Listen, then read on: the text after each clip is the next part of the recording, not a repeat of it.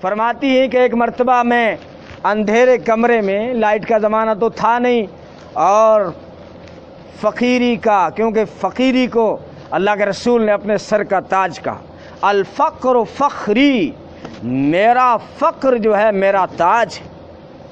یہ اللہ نے حالانکہ آفر دیا تھا، میرے محبوب اگر آپ چاہیں تو میں ان پہاڑوں کو سونے کا بنا دوں، آپ جدھر جائیں گے سفر کریں گے یہ سونے کے پہاڑ آپ کے ساتھ چلیں گے۔ نبی نے فرمایا یہ نہیں چاہیے مجھے تو ایک دن بھوک چاہیے، ایک دن کھانا چاہیے، جس دن بھوکا رہوں اس دن صبر کروں، جس دن کھانا ملے اس دن تیرا شکر ادا کروں، یہ مجھے چاہیے۔ تو تیل بھی نہیں اتنا کہ دیا روشن کر سکے، اندھیرے میں کچھ سوئی سے سی رہی تھی، اور سوئی بھی کہتی ہے مانگ کے لائی ہوئی تھی، مانگ کے سوئی لائی ہوئی تھی۔ رات کے اندھیرے میں سوئی گر گئی، سوئی تو دن میں گر جائے تو نہیں ملتی، دن میں بھی سوئی جلدی سے نہیں ملتی سوئی، رات کے اندھیرے میں سوئی میرے کمرے میں گر گئی، میں ہاتھ مار رہی ہوں کہیں ہاتھ ٹچ ہو جائے، نہیں ملی۔ اتنے میں میرے آقا میرے روم میں داخل ہوئے، میرے آقا کے چہرے سے جو نور کی کرنیں پھوٹ رہی تھی، میرا پورا کمرہ جگمگ روشن، مجھے چمکتی ہوئی سوئی بھی نظر آ گئی۔ کیسا حسین اللہ نے بنایا۔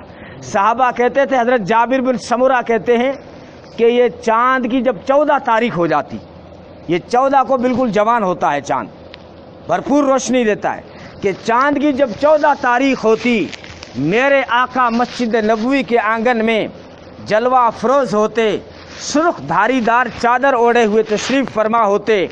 ایک دن میں نے کہا آؤ آج تجزیہ تو کروں، دیکھو تو صحیح میرے آقا کا چہرہ زیادہ چمکتا ہے یا وہ چاند زیادہ چمکتا ہے۔ کہنے لگا میں نے چاند کو بھی دیکھا، میرے آقا کے چہرے کو بھی دیکھا، لیکن جب میں نے میرے آقا کا چہرہ دیکھنے کے بعد چاند کو دیکھا تو چاند مجھے میرے آقا کے چہرے کے سامنے پھیکا پھیکا نظر آیا، اور چاند کو دیکھنے کے بعد جب میری نگاہ میرے آقا کے چہرے پہ پڑتی، کان الشمس تجری فی وجہ، ہزاروں سورج ہزاروں چاند میرے آقا کے چہرے میں چل رہے ہوتے تھے۔ یہ اللہ نے ایسا حسین اور جمیل پیغمبر، ایسا آئیڈیل عطا فرمایا کہ اللہ نے خود 23 پاروں میں اپنے محبوب کی تعریف کو بھر کے رکھ دیا۔ ایک صحابی نے جب پوچھا نا کہ ہمارے نبی کی سیرت بتاؤ، صورت بتاؤ، کردار بتاؤ، کیریئر بتاؤ، کریکٹر بتاؤ، اخلاق بتاؤ، زندگی بتاؤ، امی عائشہ نے فرمایا کیا تم قرآن کو نہیں پڑھتے ہو؟ صحابی نے عرض کیا امی جان قرآن تو ہم پڑھتے ہیں۔ فرمایا کان خلقہ القرآن، سارا قرآن میرے نبی کی سیرت ہے، ہاں سارا قرآن میرے نبی کی سیرت ہے۔ ایک وہ قرآن جو تیرے گھر میں ہے، ایک وہ قرآن جو امی عائشہ کے گھر میں ہے۔ یہ قرآن بھی حسین جو 30 پاروں والا ہے، وہ قرآن بھی حسین جو حسین نظاروں والا ہے۔ فرق تھوڑا سا ہے کہ اس قرآن کی سطریں کالی ہیں تو اس قرآن کی زلفیں کالی ہیں، سمجھ رہے ہو میری بات کو؟ اس قرآن کی سطریں کالی اور ہمارے نبی کی زلفیں کالی۔ تو یہ اللہ تعالیٰ نے ایسا آئیڈیا عطا فرمایا۔ یہ وقت بھی اتنا نہیں ہوتا ہے کہ میں بات لمبی کروں، لیکن نبی کی شان کو اگر آپ فجر تک بیان کرتے چلے جائیں تو ختم ہونی نہیں، اور کوئی اس کا حق ادا نہیں کر سکتا۔ اور بڑے بڑے مصنفوں نے کتابیں لکھی، بیانات کیے، لیکن آخر میں یہ کہنا پڑتا ہے کہ زبان تھک گئی لیکن تعریف تیری باقی ہے، روشنائی ختم ہو گئی لیکن تیری تعریف باقی ہے، کتاب مکمل ہو گئی لیکن تیری تعریف باقی ہے۔ تو اللہ نے دوستو ہمیں یہ آئیڈیل عطا فرمایا ہے، یہ آئیڈیل، ان کے پیچھے چلنا اور ان کی زندگیوں کو اپنانا، ان کی سنتوں کو اپنانا، یہ ہم سب کی جو ہے ذمہ داری ہے۔ یہ اللہ تعالیٰ نے ہمارا ایسا آئیڈیل ہمیں یہ دیا ہے۔ اللہ نے خود فرمایا کہ میں نے ساری کائنات سے عرب کو چنا، اور پھر سارے عرب میں سے قبیلہ مضر کو چنا، اور قبیلہ مضر میں سے میں نے پھر قریش کو چنا، میں نے قریش میں سے بنو ہاشم کو چنا، بنو ہاشم میں نے محمد الرسول اللہ صلی اللہ علیہ وسلم کو چنا۔ تو ساری کائنات سے چھانٹ کے اللہ تعالیٰ نے ہمیں یہ پیغمبر عطا فرمایا ہے جن کی ادائیں محفوظ ہیں، جن کی پیڑھی تک محفوظ ہے۔ پیڑھی، ہم بھی مسلمان ہیں، کوئی پرانے نہیں ہیں، ابھی راجپوتوں سے نکل کے آئے ہیں، لیکن ذرا پیڑھی دکھاؤ، بہت کنفیوژن ہے ہماری پیڑھیوں میں۔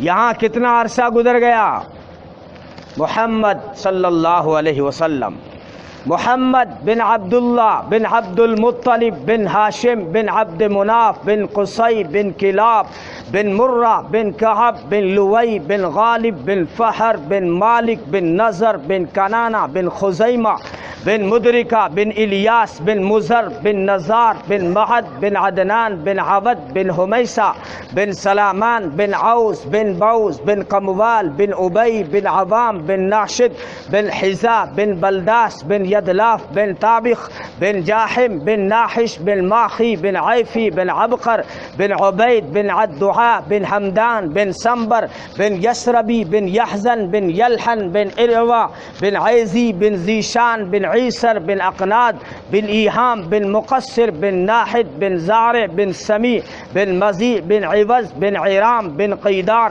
بن اسماعیل بن ابراہیم بن آزر بن ناحور بن سروج بن رعو بن فائج بن عابر بن ارفقشاد بن شام بن نوح بن لامح بن متوشالہ بن ادریس بن یرش بن ملحلئیل بن قینان بن آنوش بن شیش اور بن آدم علیہ السلام۔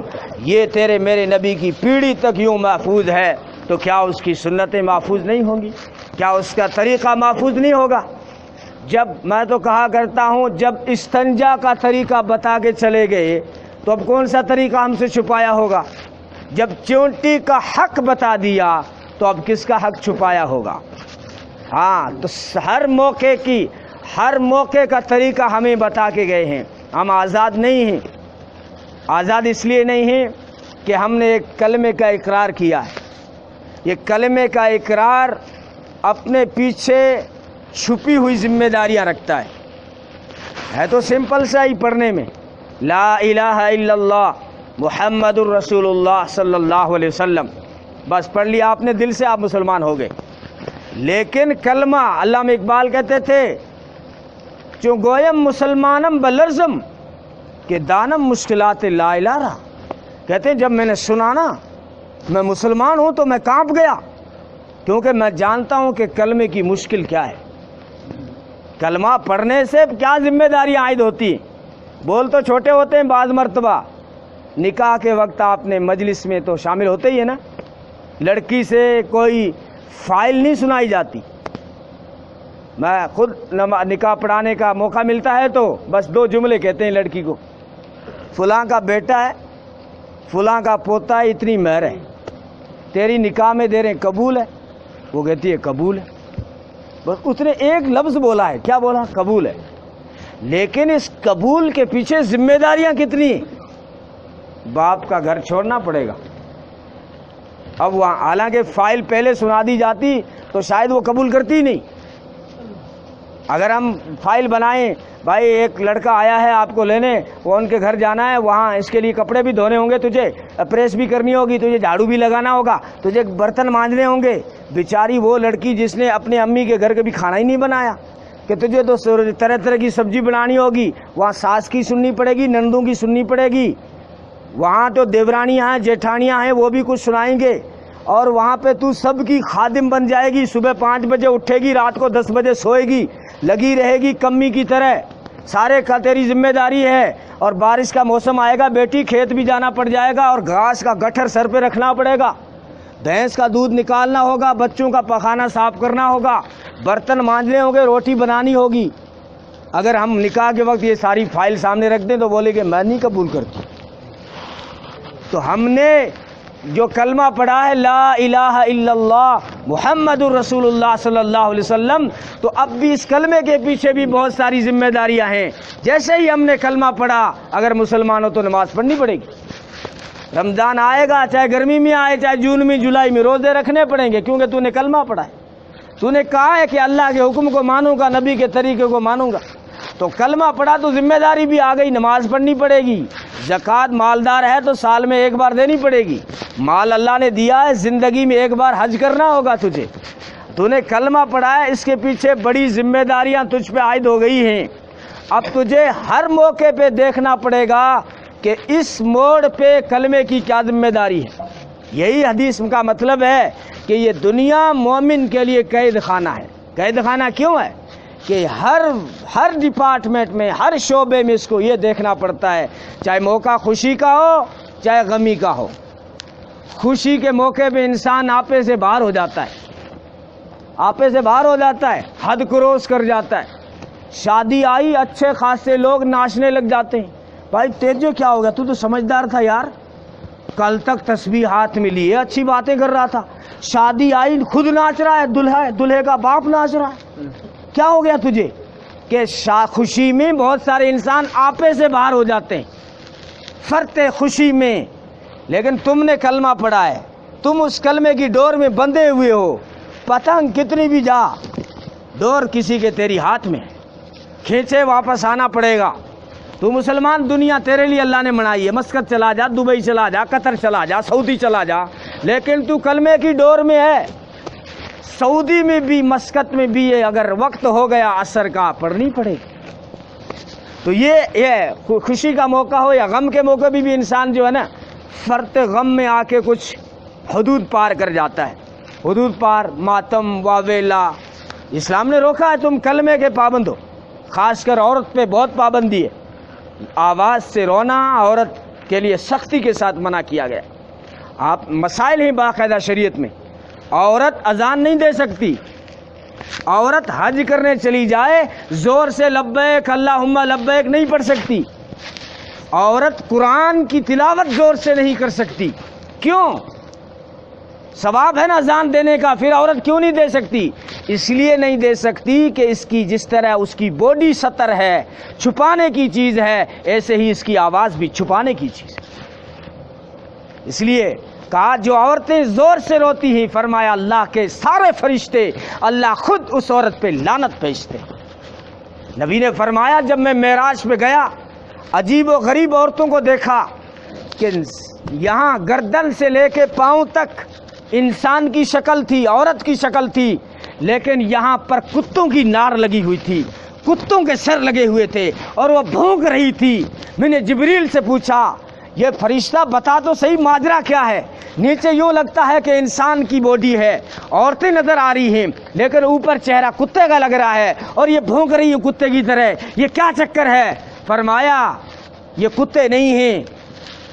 عرض کیا جبریل نے اللہ کے رسول، یہ آپ کی امت کی وہ عورتیں ہیں جن کی آواز گھروں سے باہر جاتی تھی۔ راجستھان کی عورت کا کہنا ہی کیا، گلی میں لڑنے کو آ جاتی ہے، گھر کی بات ہی چھوڑو، آپ کے گاؤں کا نہیں کہہ رہا، راجستھان کی عورت بنداس، مارکیٹ میں زور زور سے جیسا نیتا پٹیل بات کر رہا ہوں، وڈیرا کوئی بات کر رہا۔ ارے تو عورت ہے، تیری آواز پہ پابندی ہے، تیری آواز سطر ہے۔